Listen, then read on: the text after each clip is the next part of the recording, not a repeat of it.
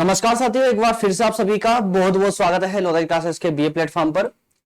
BA first year में भौतिक भूगोल वाली सीरीज हमारी चल रही थी और उसी को आज हम कंटिन्यू करेंगे, है ना। आने वाले टॉपिकों पर जो है अब क्लासेस कंटिन्यू रहेगी। एक्चुअल में मैंने आपको बीच में बताया भी था, नोटिफाई करवाया था कि कुछ जो है कुछ रीजन से क्लासेस को ऑफ कर दिया गया था। 3-4 दिन के लिए क्लासेस बंद थी, लेकिन अब ऐसा कोई रीजन नहीं है। क्लासेस अब आपको कंटिन्यू ही मिलेगी।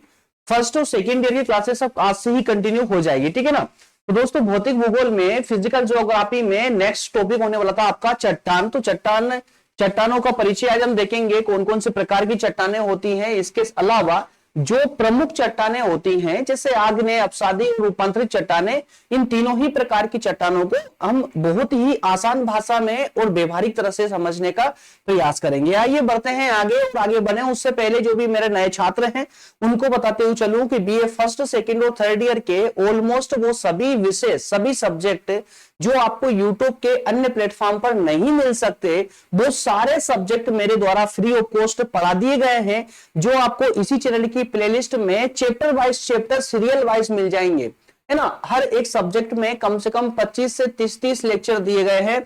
मतलब ये समझिए कि आपके सिलेबस के अकॉर्डिंग जो आपके चैप्टर है ना, एक भी चैप्टर बीच में छोड़ा नहीं गया है। हर एक टॉपिक को कवर किया गया है और वो भी सीरियल वाइज कवर किया गया है। तो प्लेलिस्ट में जरूर जाइएगा, जरूर विजिट कीजिएगा। और इसके अलावा यदि आप प्रतियोगी परीक्षा के लिए कोई अच्छा सा प्लेटफॉर्म ढूंढ रहे हैं जो आपको शुरू से एंड तक फ्री ऑफ कॉस्ट पढ़ा दे और सारे जीएस में जितने भी जीएस के सब्जेक्ट है वो सारे सब्जेक्ट आपको कवर करवा दे नोट्स के साथ में, तो दोस्तों उसके लिए आपके लिए एक बेहतर ऑप्शन है यूट्यूब पर प्रज्ञान हिंदी नाम का, जो मेरे द्वारा ही स्टार्ट किया गया है। तो जिस तरह से आप नवोदय क्लासेस पर जुड़े हुए हो, यदि आप प्रतियोगी परीक्षा की तैयारी करना चाहते हो तो प्रज्ञान हिंदी को भी विजिट कीजिएगा। वहां पर भी बेहतर तरीके से क्लासेस स्टार्ट हो चुकी है। आइए बढ़ते हैं आगे और देखते हैं आपका सिलेबस, क्योंकि नए छात्रों को बताना बहुत आवश्यक होता है। ये आपका सिलेबस है जिसके अकॉर्डिंग क्लासेस चल रही है। फर्स्ट यूनिट आपकी अभी तक पूरी तरह कंप्लीट हो चुकी है। सेकंड यूनिट में भी इसका फर्स्ट टॉपिक कवर हो चुका है। आज हम सेकंड यूनिट का सेकंड टॉपिक डिस्कस करेंगे, चट्टानें, जिसमें हम जानेंगे कि चट्टानों की उत्पत्ति किस प्रकार हुई है, उनके प्रकार क्या है, इनका संगठन क्या किस प्रकार से हुआ है। क्लियर है।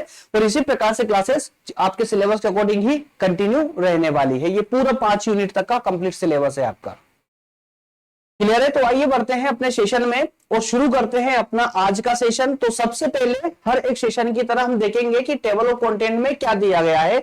मतलब आज के इस पूरे लेक्चर में हम सबसे पहले क्या क्या पढ़ने वाले हैं, पूरे लेक्चर में क्या क्या कवर करेंगे। तो बेसिकली यहाँ पर आपको 2 पॉइंट नजर आ रहे हैं, मतलब कि 2 पॉइंटों में हमारे आज का सेशन पूरी तरह कंप्लीट हो जाएगा।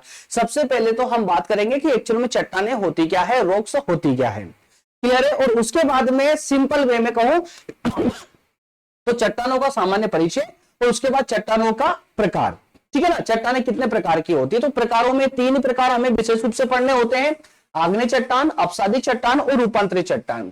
ये क्या होती है, आग्नेय चट्टानों का निर्माण किससे हुआ है, अपसादी चट्टानों का निर्माण किससे हुआ है, रूपांतरित चट्टानें कैसे बनी है। तो ये सारी चर्चाएं जो है ना एकदम व्यवहारिक तरीके से करने वाले, ज्योग्राफी की लैंग्वेज में नहीं बल्कि एकदम आसान से आसान भाषा का प्रयोग करेंगे, जिससे कि आज के बाद में ये टॉपिक आपको जीवन में दोबारा कभी पढ़ने की जरूरत नहीं पड़ेगी। क्लियर है। तो आइए शुरू करते हैं। सबसे पहले हम लेते हैं चट्टान होती क्या है, एक्चुअल में चट्टानों का आशय। तो दोस्तों यहां पर मैं आपको दोनों ही चीज देने वाला हूं। दैट मीन्स कि एक तो आपको मैं थ्योरेटिकल लैंग्वेज दूंगा, ठीक है। इस लैंग्वेज के माध्यम से या कहें कि इस कंटेंट के माध्यम से आपको एग्जाम टाइम पे रिवीजन करने में सहायता होगी। इसको पढ़ने के साथ ही साथ में आपको व्यवहारिक भाषा में मैं एक्सप्लेन करूंगा, जिससे कि ये टॉपिक पूरी तरह से आपको समझ आ जाए और कुछ भी रटने की जरूरत ना पड़े। तो चलिए शुरू करते हैं सेशन अपना आज का। समझते हैं कि चट्टानें एक्चुअल में क्या होती है, या कहें कि एक तरह से कह सकते हो कि व्याख्या वाला बिंदु भी रख सकते हो इसमें। ये चट्टानों से आशय, चट्टानों है ना, चट्टानों का अर्थ, आप जो पॉइंट चाहे यूज कर सकते हैं। उसका जो कंटेंट होता है ना वो एकदम सटीक होना चाहिए, और वही सटीक कंटेंट देखिए। पृथ्वी के क्रस्ट में मिलने वाले सभी प्रकार के मुलायम व कठोर पदार्थ चट्टान कहे जाते हैं। क्रस्ट में, ये क्रस्ट क्या है दोस्तों? क्रस्ट अगर आपको पता है, अगर आपने कभी ज्योग्राफिक क्लास अटेंड की होगी, तो पृथ्वी को हम अलग अलग कोणों में डिवाइड करते हैं, अलग अलग परतों में डिवाइड करते हैं ना। तो पृथ्वी की जो सबसे ऊपरी परत होती है उसे हम क्रस्ट कहते हैं। क्लियर है? पृथ्वी की सबसे ऊपर की जो परत होती है उसे हम क्या कहते हैं? क्रस्ट कहते हैं। तो कहा यह गया है कि पृथ्वी के क्रस्ट में, मतलब पृथ्वी की ऊपरी परत में जितने भी प्रकार के पदार्थ हैं उनमें सबसे ज्यादा जो भी है वो सब क्या है? चट्टाने हैं। या कहें कि टोटली इस पृथ्वी की क्रस्ट का जो निर्माण हुआ है ना वो चट्टानों से हुआ है। कहीं पर कठोर चट्टाने होती है, कहीं पर थोड़ी मुलायम चट्टाने होती है, लेकिन होती चट्टान है। इनका निर्माण अलग अलग खनिजों से हुआ है। इसी कारण से कुछ चट्टानें कठोर प्रकृति की होती है और कुछ थोड़ी मुलायम प्रकृति की होती है। पृथ्वी के क्रस्ट में 110 तत्व के आसपास मौजूद होते हैं।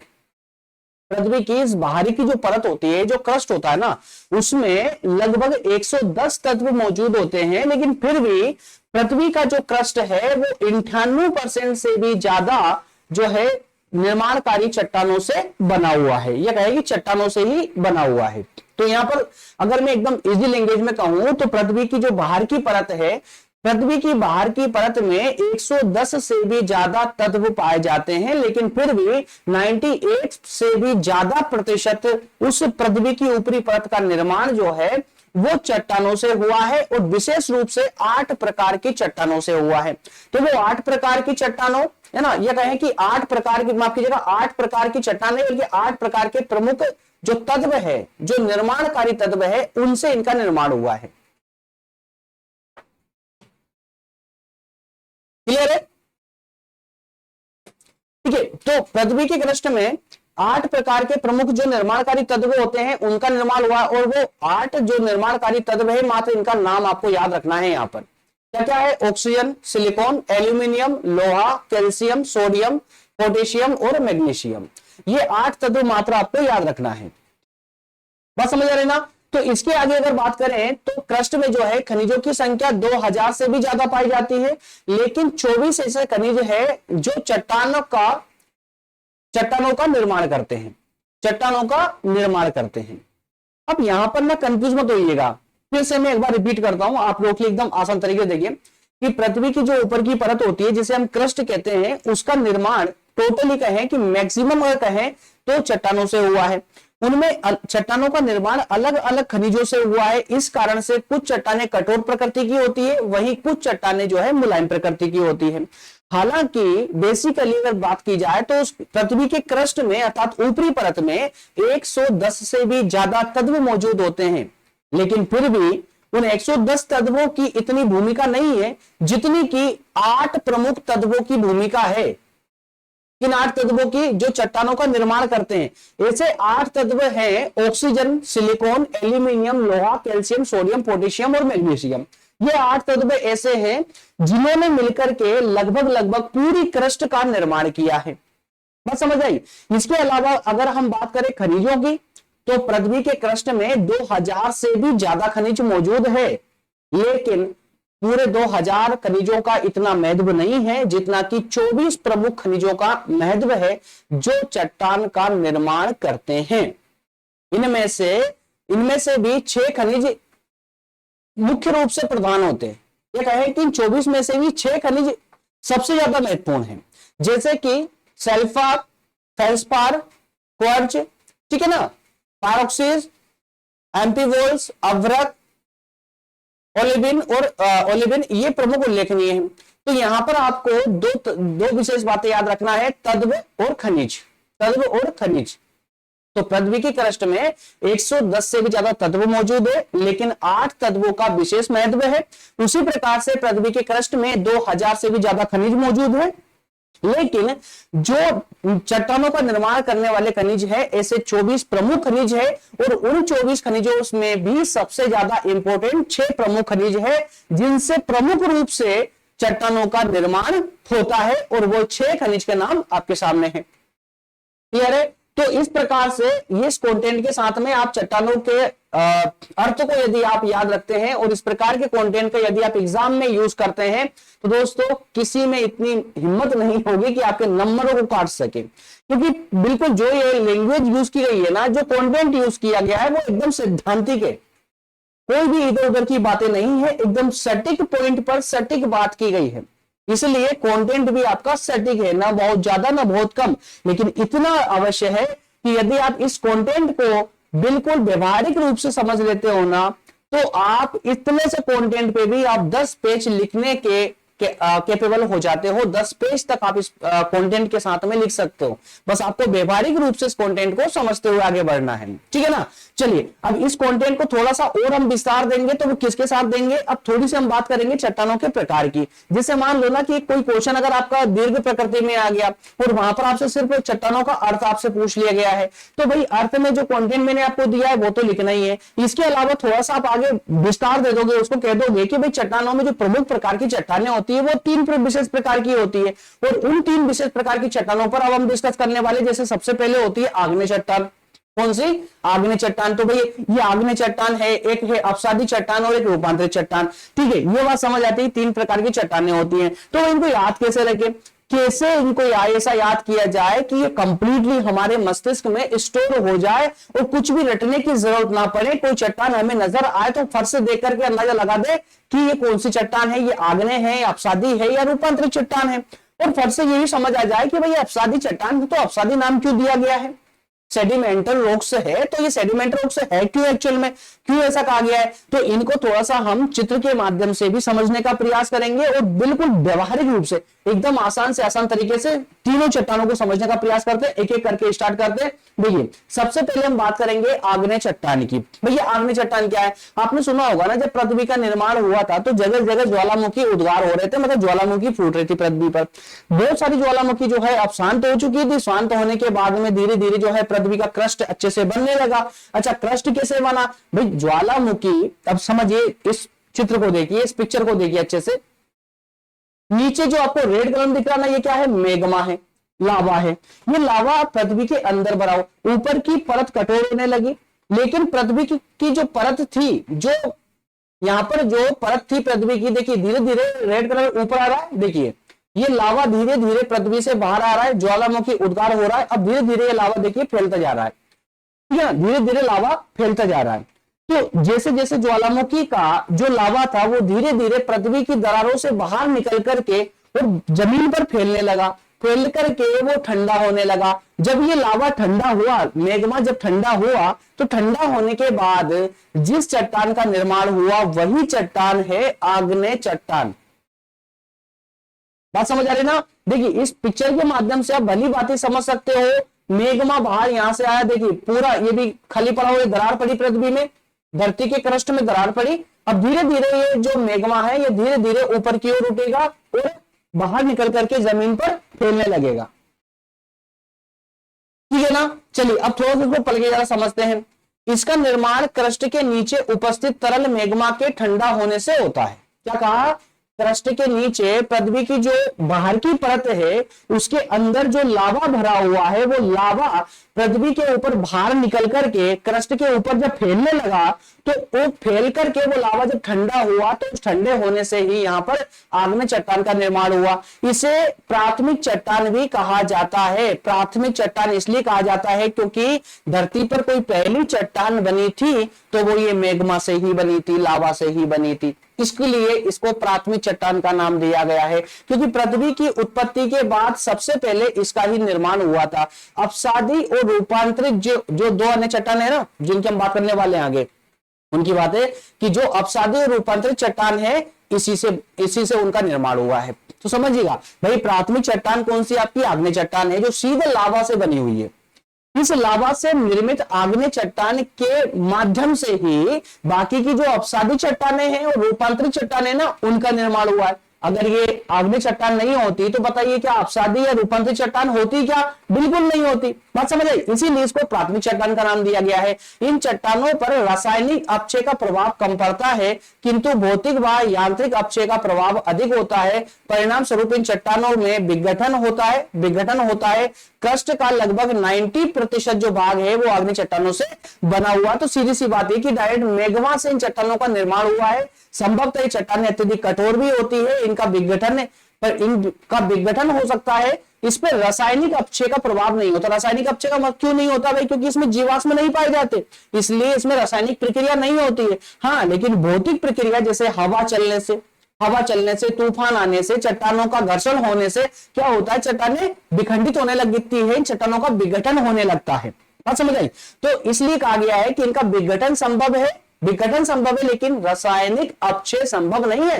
रासायनिक अपक्षय मतलब क्या होता है कि जब जीवाश्म किसी चट्टान में होते हैं ना, तो उस चट्टान का अपक्षय मतलब कि उस चट्टान का विघटन होता रहता है, तो वो पॉसिबल नहीं है। रासायनिक प्रक्रिया ना होने की वजह से रासायनिक अपक्षय नहीं हो सकता, लेकिन इसमें यांत्रिक अपक्षय और भौतिक अपक्षय संभव है, इसी कारण से इसका विघटन होता है। और क्रस्ट का, धरती की जो ऊपरी परत का लगभग 90% जो हिस्सा बना हुआ है वो आग्नेय चट्टानों से ही बना हुआ है। तो समझिए जब पृथ्वी का निर्माण हुआ होगा उस समय कितनी क्वांटिटी में मैग्मा निकला होगा अंदर से, समझिए कितना मैग्मा निकला होगा कि 90% पृथ्वी का जो परत है वो किससे निर्मित हुई है? इस लावा से ही निर्मित हुई है, लावा के द्वारा निर्मित आग्नेय चट्टान से निर्मित हुई है।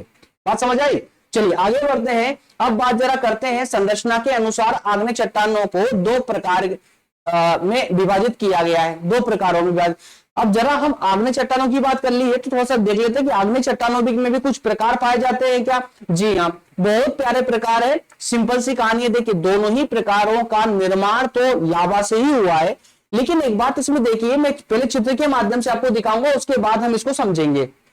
देखिए इस चित्र में आप लोग देख रहे हैं ना, इस चित्र में देखिए क्या हुआ कि लावा धीरे धीरे ऊपर की ओर जा रहा है। देखिए ये इसको हटाइए, अब इसमें देखिए ये लावा धीरे धीरे ऊपर की ओर जा रहा है, लावा ऊपर की ओर जा रहा है, लेकिन क्या हुआ ऊपर पहुंचने से पहले ही, ऊपर पहुंचने से पहले ही यार, ऊपर पहुंचने से पहले देखिए धीरे धीरे से यहां दरार थी, जगह थी, तो लावा यहां पर इकट्ठा हो गया, इधर यहां पर इकट्ठा होने लगा, ठीक है ना। तो ये जो अंदर इकट्ठा हो रहा है ना, तो एक प्रकार तो ये लावा का बाहर निकलने से पहले ही अंदर ही इकट्ठा हो जाना और इकट्ठा होकर के ठंडा हो जाना, एक तो वहां पर क्या होगा, वहां भी चट्टान बन जाएगी, ठीक है। और एक जो लावा ऊपर तक आ गया, पूरे क्रस्ट को पार करके धरती पर फैल गया, बाहर क्रस्ट पर फैल गया, पृथ्वी की ऊपरी परत पर फैल गया, वहां पर जो चट्टान बनी, तो दो प्रकार की चट्टान हो गई। एक चट्टान पृथ्वी के ऊपर वाली है ना, जो लावा बाहर आकर के ठंडा हुआ, और एक चट्टान जो बाहर तो नहीं आया लेकिन अंदर ही क्रस्ट में ही जगह थी, वहां चला गया, वहां शिफ्ट हो गया, शिफ्ट होकर के वहीं पर ठंडा हो गया, तो वो बन गई। तो दो प्रकार की चट्टानें बन जाती है यहां पर। एक बनती है अंतर्निर्मित आग्नेय चट्टान। अंतर्निर्मित आग्नेय चट्टान मतलब कि जो ये अंदर निर्मित हो रही है, लावा बाहर निकलने की अपेक्षा अंदर ही इकट्ठा होकर के ठंडा हो गया, बाहर नहीं निकला कभी, उसको बोलेंगे अंतर्निर्मित आग्नेय चट्टान। और जो लावा बाहर आकर के इकट्ठा हुआ, ठंडा हुआ, माफ कीजिए, उसको बाहर चट्टान का नाम दिया गया, बाहर आग्नेय चट्टान का नाम दिया गया है। क्लियर हुआ ना? चलिए अब थोड़ा इसको पढ़कर भी देख लेते हैं। भाई अब समझ तो लिया आपने, एग्जाम में कैसे लिखोगे, तो जरा आइए उसको देख लेते हैं। देखिए अंतर्निर्मित आग्नेय चट्टान की बात करें तो जब मेग्मा सतह से नीचे ही ठंडा होकर के ठोस रूप धारण कर ले तो उसे आंतरिक चट्टान या आंतरिक आग्नेय चट्टान कहेंगे। बात समझ आई आपको? जब मेग्मा ऊपर निकलने की अपेक्षा पृथ्वी के अंदर ही ठंडा होकर के ठोस हो जाए, उसे हम आंतरिक चट्टान कहेंगे। और बाह्य चट्टान की बात करें तो बाह्य चट्टानों के दो रूप आप देख पा रहे पिक्चर में, देख रहे ना, कैसे भाई लावा बाहर आया, बाहर निकल गया, ठंडा हो गया। तो कभी कभी मेग्मा भूपर पट्टी मतलब कि वही क्रस्ट, ठीक है ना, पृथ्वी के ऊपर की परत, भूपर पट्टी के ऊपर आ जाता है, तेजी से ठंडा होकर ठोस रूप धारण कर लेता है, उसे ज्वालामुखी चट्टान भी कहते हैं। इन चट्टानों के रवे बहुत छोटे होते हैं, बेसाल्ट इसका बहुत अच्छा उदाहरण है। इन चट्टानों के चरण से काली मिट्टी का निर्माण होता है। तो बस यहाँ सिंपल सी कहानी है, जो मेग्मा बाहर आ जाता है, बाहर आकर ठंडा होकर के ठोस रूप धारण कर लेता है, उसको हम क्या कहते हैं, बाह्य मेग्मा चट्टान के नाम से उसको जानते हैं। इसके अलावा ये जो चट्टान होती है ना, इन चट्टानें चूंकि इनका निर्माण ज्वालामुखी के कारण हुआ है, इसलिए जो इसको ज्वालामुखी चट्टान भी कहते हैं। इसके जो रवे होते हैं ना, रवे बहुत छोटे होते हैं।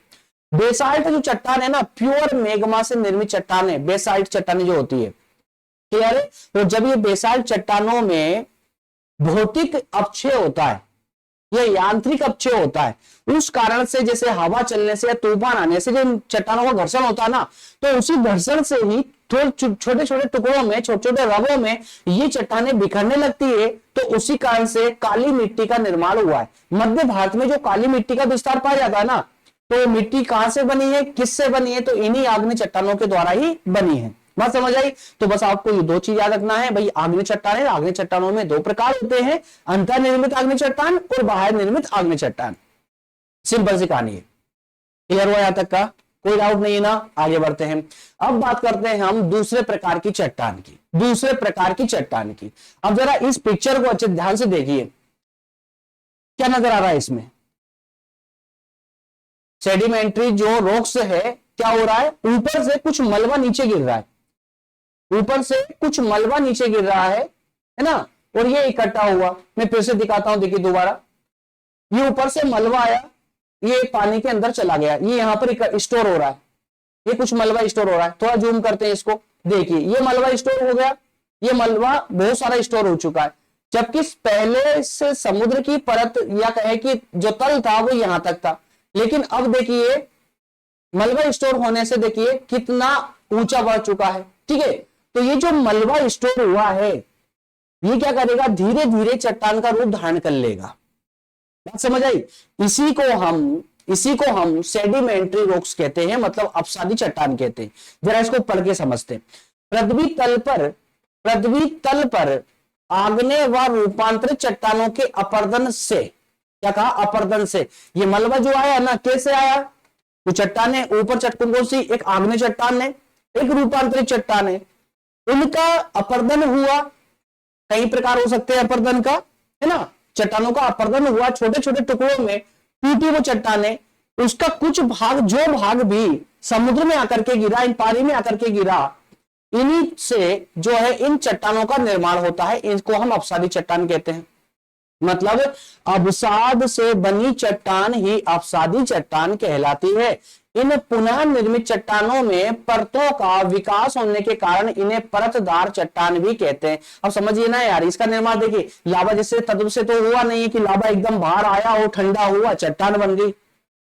इसका तो परतों में निर्माण हो रहा है, मलबा आ रहा है, अवसाद आ रहा है, धीरे धीरे गिर रहा है, धीरे इकट्ठा हो रहा है, तो उससे क्या होगा? इसमें अलग अलग परतें बन जाएगी, और इसी कारण से इसको परतदार चट्टान कहा जाता है। इसमें परतें होने की वजह से इसमें जीवाश्म पाए जाते हैं। बस ये बातें पीछे से याद रखिएगा। जीवाश्म अवशेष इसमें पाए जाते हैं, जीवाश्म पाए जाते हैं। संपूर्ण क्रस्ट के लगभग 75% भाग पर अपसादी चट्टान विस्तृत है, पर क्रस्ट के निर्माण में इसका योगदान मात्र 5% का है। क्या कहा? क्रस्ट पर अगर हम बिछाव की बात करें तो 75% भाग पर अपसादी चट्टानें बिछी हुई है। लेकिन इसका मतलब ये मत समझ लीजिएगा कि पूरे क्रस्ट के निर्माण भी 75% भाग घेरे हुए, नहीं। क्रस्ट के निर्माण में, पूरे क्रस्ट में मात्र 5% अपसादी चट्टानें पाई जाती है। लेकिन बिछाव होने की अगर बात करें तो बिछाव क्यों नहीं होगा यार? जो चट्टानें हैं उनका घर्षण प्रतिदिन हो रहा है, उनका घर्षण होगा तो नई चट्टानों का निर्माण होता है। जो नई चट्टानें होती है उनको तो अपसादी चट्टान कहते हैं। तो लंबे समय से घर्षण हो रहा है, चट्टानें बनती जा रही है। तो पृथ्वी या कहेंगे पृथ्वी का जो क्रस्ट है, जो ऊपर पट्टी है, उस पर अगर हम बिछाव की बात करें ना तो 75% भाग पर तो अपसादी चट्टानें बिछी हुई है, लेकिन ऊपर भाग पर। बात समझ आई ना? चलिए आगे बढ़ते हैं। इसके बाद में हम बात करते हैं इसके कुछ थोड़ा सा प्रकार भी देख लेते हैं जरा। निर्माण में भाग लेने वाले जो अपसाद होते हैं, अपसादों के आधार पर अपसादी चट्टानों को 3 वर्गों में बांटा गया है। अपसादी चट्टानों को 3 वर्गों में बांटा गया। किस आधार पर? निर्माण में भाग लेने वाले जो अपसाद होते हैं उन अपसादों के आधार पर इसे 3 भागों में बांटा गया है। जरा फटाफट इसको निपटाते हैं। क्या? यांत्रिक क्रियाओं द्वारा निर्मित अपसाद चट्टान। यांत्रिक क्रिया भाई, आपने कोई मशीन, कोई यंत्र का प्रयोग किया, उस प्रयोग करने से कुछ चट्टानों का क्षरण हुआ, मतलब उनका क्या हुआ? चट्टानें छोटे छोटे टुकड़ों में टूटने लगी, विखंडित होने लगी। तो लेकिन वो चट्टान का जो क्षरण हुआ वो किस कारण हुआ? वो मानव प्रक्रिया के द्वारा हुआ, यंत्रों के कारण हुआ। तो एक प्रक्रिया तो यह हो सकती है। दूसरा होता है जैविक तत्व। चूंकि मैंने बताया था कि अपसादी चट्टानों में परतदार होती है, उसमें जीवाश्म पाया जाता है। तो जीवाश्म के कारण जो अपसादी जो चट्टानों में जो क्षरण होता है उसके द्वारा जो चट्टानों का निर्माण होगा। और एक है रासायनिक तत्वों से जो चट्टानें बनती है, रासायनिक प्रक्रिया के द्वारा जो चट्टानें बनती है वो। तो कुल मिलाकर के ये 3 चट्टानें विशेष रूप से पाई जाती है अपसादी चट्टानों के अंदर। यांत्रिक प्रक्रियाओं के द्वारा बनने वाली चट्टान, जैविक तत्वों के माध्यम से बनने वाली चट्टान और रासायनिक तत्वों के माध्यम से बनने वाली चट्टान। ये 3 प्रकार की। अगर कुछ उदाहरण देखना चाहते हो तो यांत्रिक प्रक्रियाओं में उदाहरण दिए गए जैसे बालू का पत्थर, चीका मिट्टी या शेल या लोएस। इसी तरह से जैविक तत्वों से जिस चट्टान का निर्माण होता है जैसे चूना पत्थर, कोयला, पीट आदि। रासायनिक तत्वों से बनने वाली जैसे खड़िया मिट्टी, सेल खड़ी या नमक की चट्टान। ये सब जो चट्टान है इनके अलग अलग प्रकारों के माध्यम से इनको आपको याद रखने की आवश्यकता। तो हर एक चट्टान के जो प्रकार है उनको भी आपको विशेष रूप से याद रखना है। चलिए अंतिम चट्टान की ओर चलते हैं। अब है हमारी रूपांतरित चट्टान। कौन सी है? रूपांतरित चट्टान। भाई रूपांतरित क्यों, क्या मतलब हुआ? पृथ्वी में पूरी गोल पृथ्वी से हमने एक स्क्वायर निकाला, काट करके ऊपर से स्क्वायर निकाला। इस पिक्चर को आप अगर ध्यान से देखते हैं तो देखिए यहां पर ये पूरा मेगमा भरा हुआ, ये पूरा मेगमा भरा हुआ, ये सेडिमेंट्री चट्टान बन चुकी है, ये मेगमा भरा हुआ। ठीक है, मेगमा बाहर आ रहा है, धीरे धीरे बाहर आया, बाहर आ गया, आग ने चट्टान का निर्माण कर दिया। धीरे धीरे यहाँ पर ये अवसाद इकट्ठा हुआ है ना, अवसादी चट्टाने बन गई। अब ये जो चट्टाने हैं इनका क्षरण हो रहा है। कैसे हो रहा क्षरण? तो बादल आने से क्या हुआ, बारिश चालू हुई। बारिश होने से क्या हुआ कि जो मलबा था वो बहकर के समुद्र में पहुंच गया, समुद्र में इकट्ठा होने लगा, समुद्र में इकट्ठा होकर के अवसादी चट्टाने बन गई। बस समझ आई ना? रूपांतरित चट्टान का मतलब होता है जब एक चट्टान अपना एक अस्तित्व खोकर नया अस्तित्व प्राप्त कर ले। जैसे समझिए ताप और दबाव के कारण आग्नेय तथा अवसादी चट्टानों के संगठन तथा स्वरूप में परिवर्तन या रूपांतरण हो जाता है। चट्टानें तो दो ही प्रकार की है ना, आग्नेय चट्टान है और अवसादी चट्टान है। लेकिन होता क्या है कि मौसम परिवर्तित होता है, बारिश भी होती है, धूप भी पड़ती है, कई प्रकार की रासायनिक प्रक्रियाएं भी होती है, कई प्रकार की भौतिक प्रक्रियाएं भी होती है, प्राकृतिक प्रक्रियाएं भी होती है। तो इन प्रक्रियाओं से प्रभावित होकर के ही आग्नेय और अवसादी चट्टानें क्या करती है, अपना रूप परिवर्तित कर लेती है, बदल जाती है। तो जो रूप परिवर्तित कर लेती है ना, उन्हीं चट्टानों को हम यह रूपांतरित चट्टान के नाम से जानते हैं। लेकिन है तो आखिरकार या तो आग्नेय चट्टान है वो, या कौन सी है, माफ कीजिएगा, अवसादी चट्टान है। दोनों में से कोई एक चट्टान है ना, लेकिन उनका रूप बदल गया, इसलिए अब इसको रूपांतरित चट्टान कहते हैं। ये चट्टान सबसे ज्यादा कठोर चट्टान होती है, सबसे ज्यादा कठोर होती है। और क्यों नहीं होगी? मान लो आग्नेय चट्टान है, उसका क्षरण हुआ है, किसी भी प्रक्रिया के द्वारा क्षरण हुआ हो, उसका क्षरण हुआ, तो जो क्षरण होने के बाद जो उसका भाग बचेगा वो कौन सा भाग बचेगा भाई? सबसे ज्यादा कठोर हिस्सा बचेगा, सबसे अधिक कठोर बचेगा, है ना। तो इसीलिए इसको कठोर, सबसे ज्यादा कठोर चट्टान कहा जाता है। इसमें जीवाश्म नहीं मिलते, इसमें जीवाश्म नहीं मिलेंगे। देखिए अवसादी चट्टानों के रूपांतरण से कौन, जो अवसादी चट्टानें, दोनों में देखेंगे हम कि अवसादी चट्टानों से कौन कौन सी चट्टानें बनी है और आग्नेय चट्टान से कौन कौन सी चट्टान बनी है। खाली आपको कुछ नाम याद रखने हैं। जैसे अवसादी चट्टानों से जो चट्टान रूपांतरित होकर के परिवर्तित हुई है ना, उनको देखिए। शेल क्या है? अवसादी चट्टान है, इसका रूप बदल करके क्या बन जाती है? स्लेट बन जाती है। स्लेट क्या है? रूपांतरित चट्टान है। चूना पत्थर जो कि एक अवसादी चट्टान होती है, संगमरमर बन जाती है। संगमरमर, तो याद रखिएगा संगमरमर का निर्माण किससे होता है? अवसादी चट्टान जो कि चूना पत्थर है उससे संगमरमर का निर्माण होता है, रूपांतरित चट्टान है।